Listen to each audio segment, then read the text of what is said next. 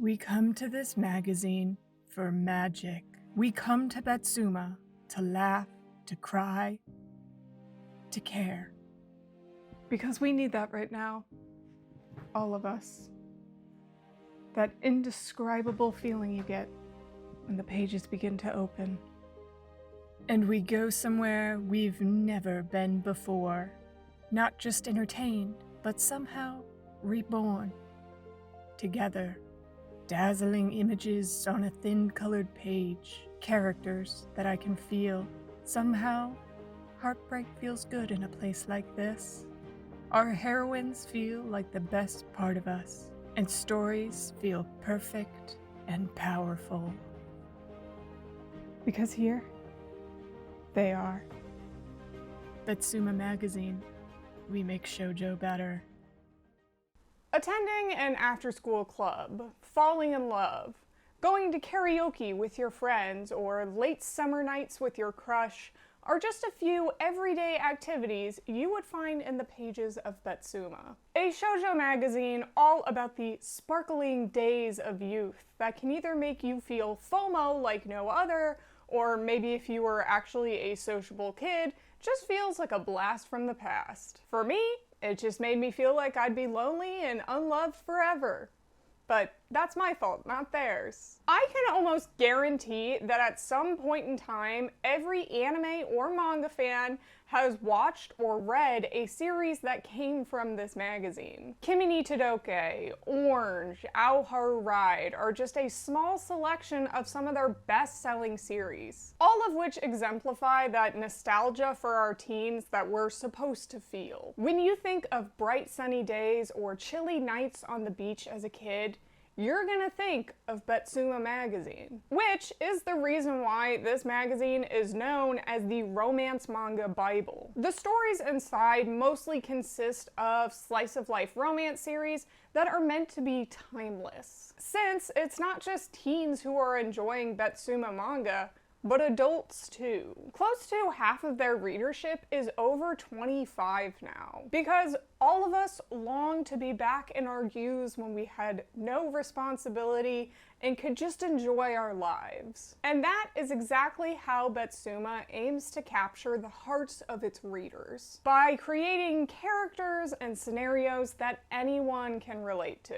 It's the key ingredient for this ever-relevant shoujo manga anthology, which has managed to keep itself in the mainstream manga sales since its inception in 1963. From the beginning, Betsuma actually started as a supplementary magazine for another shoujo anthology called Margaret. Hence why Betsuma's full government name is Besatsu Margaret. But please don't call her that, she prefers Betsuma. Unlike today though, Margaret was the big name magazine at the time and Betsuma was just in the little leagues. It only came out quarterly and mostly just consisted of one-shots for up-and-coming mangaka that wanted to work in Margaret. However, it wasn't long before the popularity between these two sister magazines ended up switching. This happened after Betsuma introduced something known as the Besatsu Margaret Manga School in 1966. A newcomer training system meant to help fledgling mangaka perfect their craft through submitted works that the readers could help give feedback on, as well as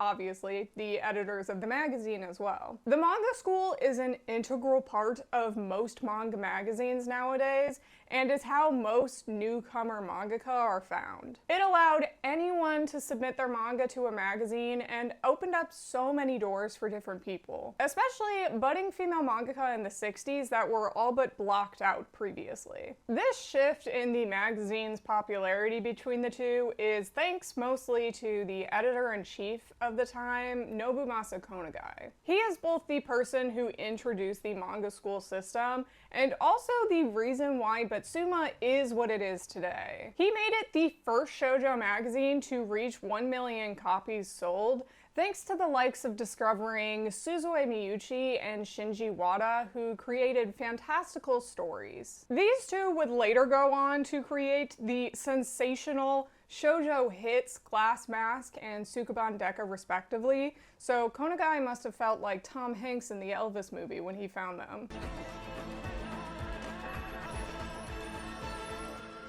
Why? On the flip side though, you also have to thank Konagai for the reason why Betsuma is mostly consisting of minimalist romance stories nowadays. After his near 10-year stint as an editor-in-chief at Betsuma, he left the company and took Wada and Miyuchi along with him to go create his own little-known publishing company called Hakusensha in 1973. You know, that small-time publisher responsible for niche works like Fruits Basket and Natsume's Book of Friends. Real obscure stuff. So, with the more fantastical works following Konagai at his departure, Betsuma had to figure out what its new identity was going to be. I would argue it wasn't really until the 80s that Betsuma actually found that identity, though. There were big-name artists at the time like Fusako Kuramochi or Satoru Makimura who were working on series like Chopin in My Pocket and Love of Arañez. But one of their first long-running serials didn't come until 1979 when Yu Izuki put out a series called Igano Kabamaru, a rom-com about a ninja trying to adjust to city life after he spent his whole childhood in the mountains. While not entirely typical of Betsuma due to its more comedic nature, it still definitely had that romance slice of life element that made it very Betsuma. Plus, slapstick humor isn't too uncommon in Betsuma. There are series every now and then, as you'll see when we continue on. Igano Kabamaru did come out first, but it was actually the second series to get an anime adaptation in Betsuma. The first one to receive an anime adaptation from this magazine was actually Love Me My Night by Kaoru Tada, an up-and-coming mangaka who would be a staple in this magazine in the 80s and 90s, thanks to her cute and fluffy artwork paired with her playful dialogue. Love Me My Night had all of Tada's signature hallmarks like the big curly hair and themes of child rearing and independence. Now, most people who speak English would probably just know her as the creator of Itazura na Kiss in the 90s, basically launching the bad boy ex-stubborn girl trope into the stratosphere, and eventually getting her second anime adaptation after her untimely passing. Kaoru Tada was a huge name in Betsuma though, but along with her, there were two others that started to come up around the same time, helping Betsuma bloom into the identity that it has now. Ryo Ikuemi and Taku Tsumugi, both of whom could easily be seen as the inspiration for the mangaka who are working in Betsuma nowadays. Especially since most of those mangaka will directly cite these two as the reason they even submitted or read Betsuma manga when they were a kid anyway. When you think of that image of the sparkling days of youth,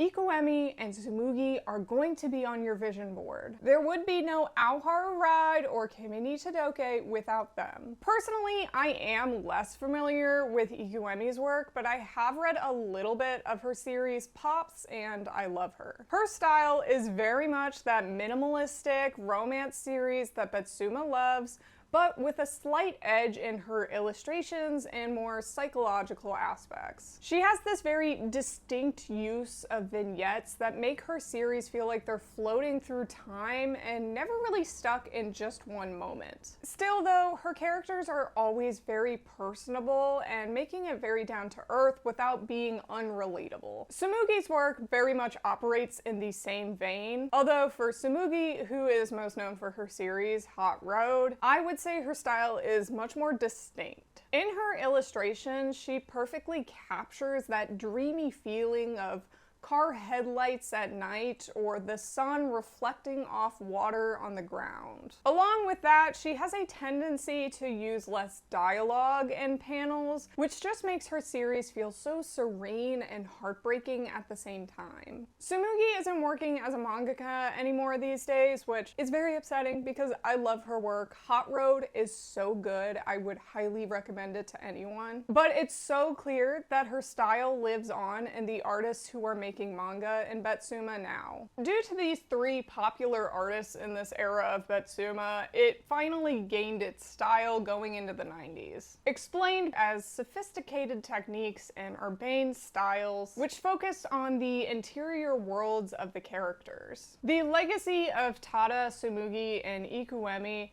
were the guiding path for the mangaka that helped shape my childhood. Ones who taught me about love, friendship, and got me through my teens. Kazune Kawahara, Aya Nakahara, Karu Hoshina, and Io Sakisaka. The geniuses behind pretty much any of your favorite romance anime. Their manga earned 40-minute standing ovations in my bedroom. They were the year 49 group of my childhood. And yes, I found a Japanese calendar, found as many of their birth years as possible, got a median year between them all just so I could make a dumb joke that only half the people who watch my channel would understand in the first place. It's called comedy, look it up. The reign of these queens in Betsuma had already begun in the 90s, but only wrapped up more as they began creating hit after hit. Kazune Kawahara was the first to debut of them and was also the first to find success with her 20-volume long series called Sensei. But most English speakers probably don't know her for that. They probably know her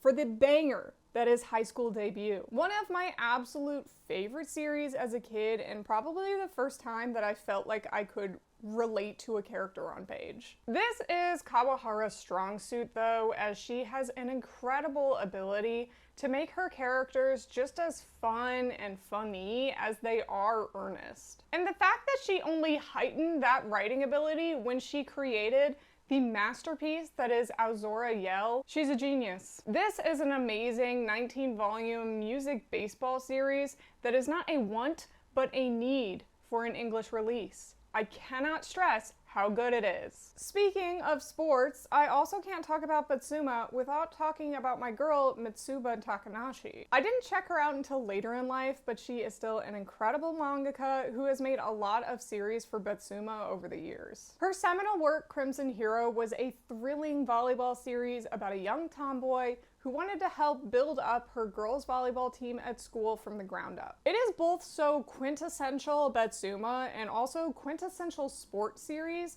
that I am actually surprised there are not more sports series in Betsuma. The focus on the passion of the main heroine, along with her everyday school life and relationships, just blends so well. If I'm being honest, I could see a series like Chihaya Furu being published here. So you know what? I'm on a campaign now. More sports series for Betsuma. Hey, remember me from that ad earlier? Well, I'm also here to advertise Walt's Comic Shop. Are you looking for English language manga in the EU? Then look no further than Walt's Comic Shop. Walt's has thousands of manga currently in stock, with an inventory that's growing daily. They offer low shipping prices for any EU country, on top of their bulletproof packaging and speedy customer support. If you enter the code Colleen's Manga Rex at checkout, you'll get free shipping on your first order of €40. You can get all the Betsuma shoujo series you need at waltzcomicshop.com, your #1 source for English language manga in Europe. Somehow, manga just reads better in a place like this. Now let's get back to the video. Next in this quartet of mangaka, though, who changed my life is Aya Nakahara. Most known as the psychopath, according to the dub anime's writer, who created Lovely Complex. Nakahara is where we see that speckle of slapstick humor coming into Betsuma every now and then. Her wild sense of comedy mixed with the actual ability to pull at your heartstrings is what made Lovecom so beloved for years to come. I think the other reason the series is just so loved is that Nakahara is both from Osaka and set this series in Osaka, so she's really just able to let her eclectic personality loose in this series. There is a genuine ability to make you feel like you are just right next to this group of friends, laughing alongside them. After Nakahara is Kuruho Shina, who debuted a little bit later than the 3 artists I've mentioned already. And honestly, I would say it did take her a bit longer to really get in her groove of what kind of series she wanted to make in Betsuma. While her early work very much exuded that nostalgic vibe that Betsuma goes for, I still don't think she had a core identity or a core theme that she wanted the series to be, other than, you know, the general Betsuma-ness of it all. That is until she came out with Kimi ni Todoke and changed my life, along with everyone in Japan's too. Prior to Kimi ni Todoke, like I said already, the bad boy ex-stubborn girl trope was huge. Not just because of Itazura na Kiss, but also because of the best-selling shoujo series ever, Boys Over Flowers. Then, Kazehaya and Sawako showed up with their sweet and loving dynamic and said, "Nope, scratch that, reverse it." When I think of my high school years, I quite literally think of myself sitting in front of our home computer at 3 a.m. reading Kimi ni Todoke on forbidden websites. This manga is both the pinnacle of nostalgia for me, while still holding up after all of these years. I can still vividly remember which chapters would have my stomach twisting in a knot, or the ones that would make my heart skip a beat. In an interview, Shina said that Betsuma manga left such a heavy impression on her that it definitely has influenced her stories while she's writing. Shadows on the concrete in the summer, sunlight filtering through the trees, the breath you could see in the cold winter, etc. In both Kimi ni Todoke and her early work, you can definitely get the sense that she loved that part of Betsuma. And not just that, but I do also think that Shina's early work is very reminiscent of Tsumugi's art as well. Honestly, all of these same sentiments that I have for Kimi ni Todoke could also go for the last of this quartet, Iosaki Saka. Her first work I ever read was Strobe Edge, which I have reread so many times, it has become a habit for me to reread it every fall when it starts to smell like half fall, half winter. That was a reference for all my edgers out there. Wait, pretend I didn't say that. It encapsulates that heartbreak you feel in high school that just makes it feel like your life is completely over. Which I would know about because I got broken up with over fucking Yahoo Mail. But at the same time, Strobe Edge also has this very poetic way of describing emotions like jealousy, grief, and heartache. Ao Haru Ride by Saki Saka is more popular though, and while it was releasing in my teens, it just holds less of a space in my heart as Strobe Edge does. I didn't finish reading it until years later because it was still releasing while I was in high school, and I ended up falling out of manga when I was in high school. Could you believe it? I actually made friends and touched grass. However, the series is incredibly popular for portraying those days of youth so well. I think the popularity of Betsuma is really thanks to the 2000s and early 2010s when there was a lot of cross-promotion in the media mix for this magazine. Most people know a handful of their titles just because of their anime adaptations like My Love Story, Orange, or Wolf Girl and Black Prince. All of these were so incredibly popular when I was growing up, and I would still say are very popular to this day. Even with how popular those anime are, they still didn't have that many anime adaptations over the years, and they're actually more known for more of their live-action adaptations. A majority of their series were actually adapted into movies, like Azora Yell, Honey So Sweet, and No Longer Heroine. As much as I prefer anime adaptations, I am not much of a live-action TV or movie enjoyer these days. I guess I shouldn't be too surprised that this magazine is more focused on a general audience rather than an audience of manga fans. The last editor-in-chief of Betsuma literally said that this magazine is not for manga nerds, but for ordinary girls who like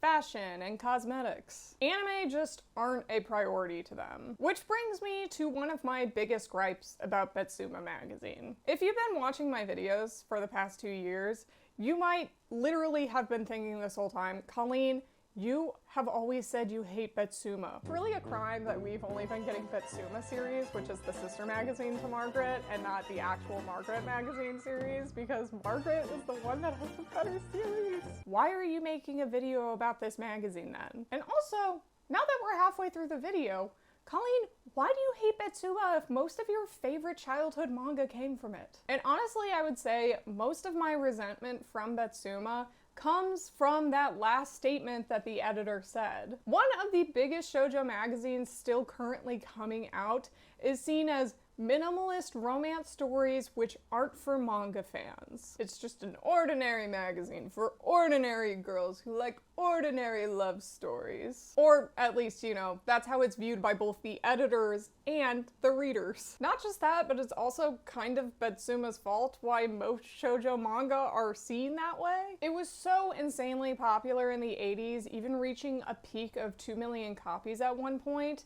that it basically changed the landscape of shoujo magazines trying to copy that success. And this is when we started really seeing a shift to shoujo manga becoming more minimalist romance manga. Mangaka Yumi Tamura even said in an interview that when she was working for Betsukomi at the time, which had a very good amount of variety in those years, they started chasing that Betsuma popularity by targeting more romance enjoyers. Not to mention that mainstream appeal of minimalist manga has now filtered into the English manga market too. We have gotten around 11 Betsuma titles in the past couple of years, which is probably one of the most licensed magazines for shoujo in English. So I have to say my quote-unquote hatred for Betsuma comes more from fatigue than anything else. It's basically the only manga that either Japan or America has to offer me. Lately though, I must say,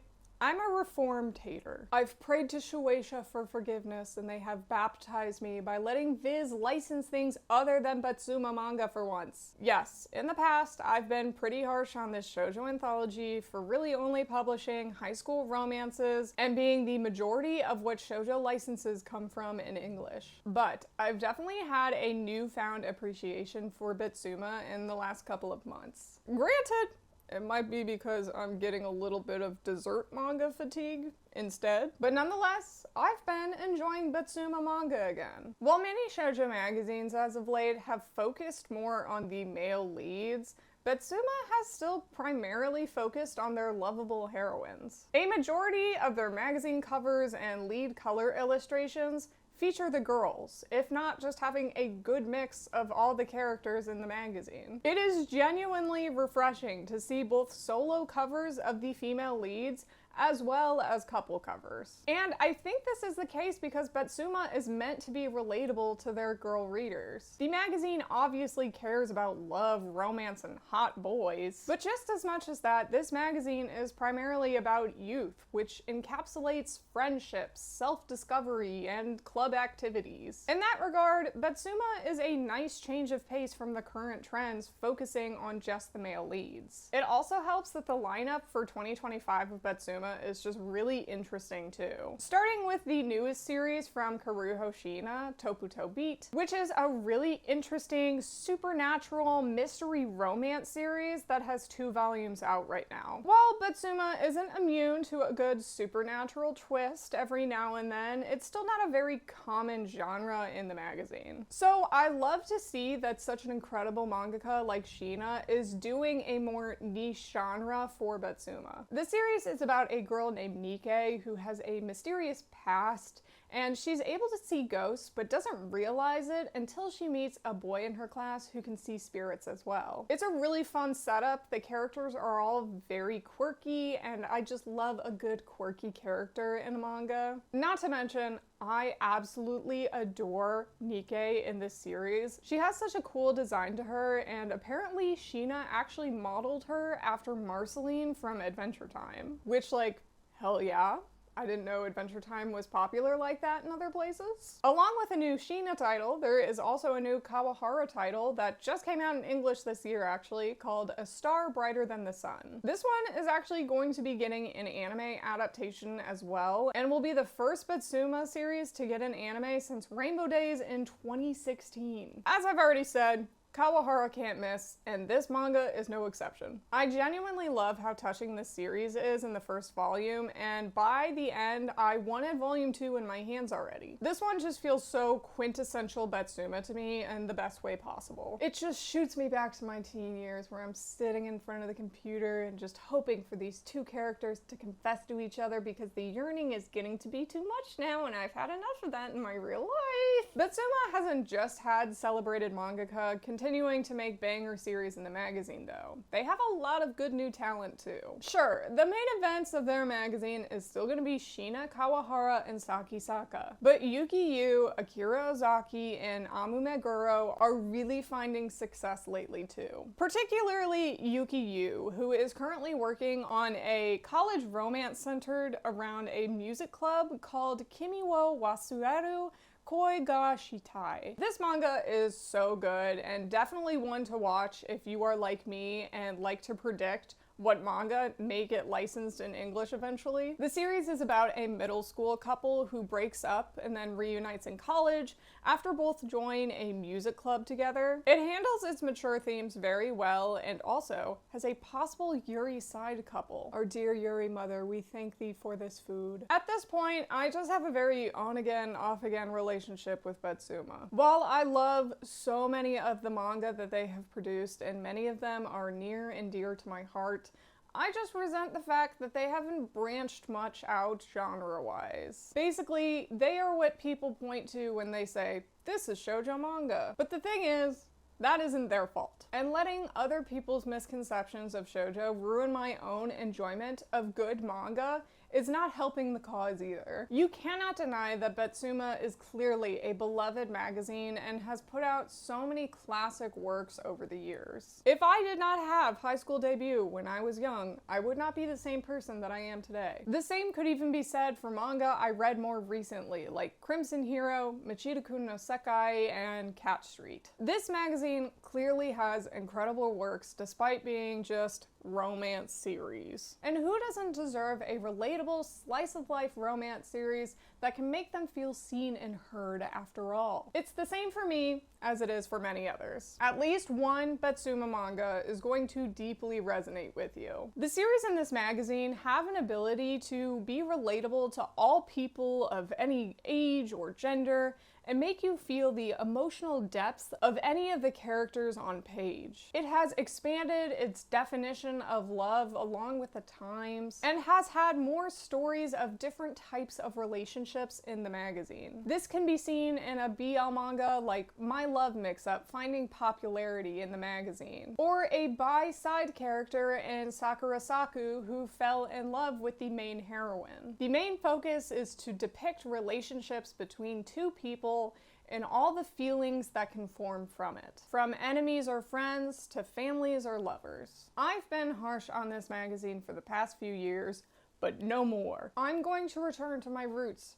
of loving this romance manga Bible, letting those nostalgic waves of youth wash over me as I watch streams of sun twinkle through the trees, relating to characters who can reach my heart even though I'm well out of high school, being reminded of the feeling of falling in love all over again and the heartbreak that it can cause, as well as the community you can feel finding a group of friends that you can share anything with. All of these are what Betsuma manga have given me over the years, and I'm tired of being too jaded to enjoy that again. Because we need that, all of us. That indescribable feeling you get when the pages begin to open.